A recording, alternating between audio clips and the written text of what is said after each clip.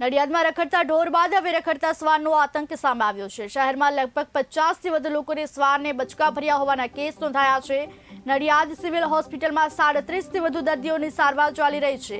રખડતા શ્વાનના આતંકને કારણે નડિયાદવાસીઓ હવે ભયભીત થયા છે। મોટી શાક માર્કેટમાં અમે શાક લેવા માટે ગયા હતા, હું અને મારા વાઈફ બંને, અને શાક લઈને બહાર નીકળતા હતા, સામેથી કૂતરું આવ્યું અને મને બચકું ભરી લીધું પગે, અને ઘણા લોકોએ થઈને છોડાયું પણ છોડતું નહોતું, અને છોડ્યા પછીથી મેં મારા વાઈફને બચકું ભર્યું। અત્યારે હું સિવિલમાં બાઇક ચલાવીને પાછો અહીંયા સિવિલમાં આવ્યો છું। સિવિલમાં અહીંયા આવ્યા પછી મને 4 ટાંકા લીધા અને ઇન્જેક્શન આપ્યા છે, અને એ રીતે મારી ટ્રીટમેન્ટ કરી છે, અને મારા વાઈફને જો ટ્રીટમેન્ટ ચાલુ છે। અમે શાકભાજી લઈને મોટી માર્કેટમાંથી નીકળતા હતા, ત્યાં આગળ કૂતરું આવ્યું અને પહેલા મારા મિસ્ટરને કરડ્યું પગે, પછી એમનો પગ છોડતો જ નહોતો, બધા આવીને લાકડીથી માર્યું, પછી એમને છોડીને સીધું હું પાછળ બેઠી હતી તો મારા પગે બચકું ભર્યું।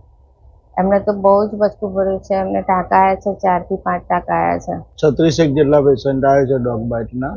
નડિયાદના જુદા જુદા વિસ્તારમાંથી આવે છે।